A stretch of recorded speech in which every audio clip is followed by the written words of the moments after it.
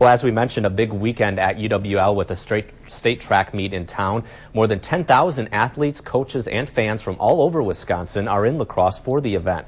And the crowds of visitors are obviously a welcome sight for area businesses. Our team coverage of the state track meet begins tonight with Kristen Alisario. She's live at Veterans Memorial Stadium. And Kristen, it looks like the stadium is packed tonight. Mike, the stadium is very packed tonight, but I have to say it's great to see the stadium packed. We've done all these stories about this big empty stadium, and now it's finally full. And I have to say, La Crosse, the people I talk to in La Crosse say they take a whole year to prepare for an event like this. And the area of interest this year is definitely the new stadium. And in addition to it being the point of interest for athletes as well as fans, it's also exciting for area businesses because they'll be benefiting from it. It's estimated the Wisconsin State High School track meet brings about $3 million in revenue to the La Crosse area.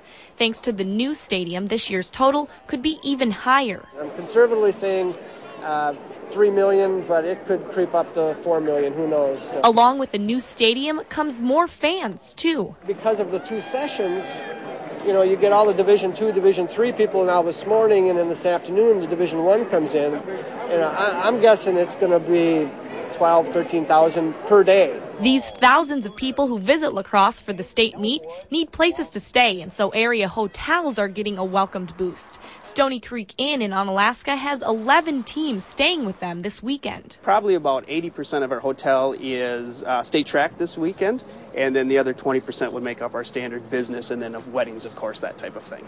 Teams that plan ahead say they have to book a year in advance. He usually calls the hotel, like even he'll start calling next week, just to reaffirm that we want rooms for next year, even though we don't know who's going to be there. And while here, teams have their traditions, like going out to eat at Rudy's. Managers there say they look forward to state track as an income booster to kickstart the month of June. A fun weekend.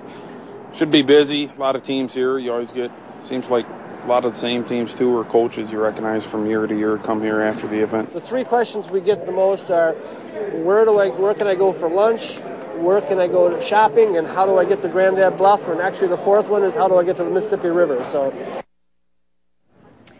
WIAA staff say today they sold about a little more than 6,000 tickets, which is a good start for the first day of the track meet, and then they'll have tomorrow as well to add to that total. And it's definitely helping, like the PAC said, giving the La Crosse economy a much-needed boost. Yeah, and Kristen, did you talk to some out-of-town visitors about what they thought about the stadium, too?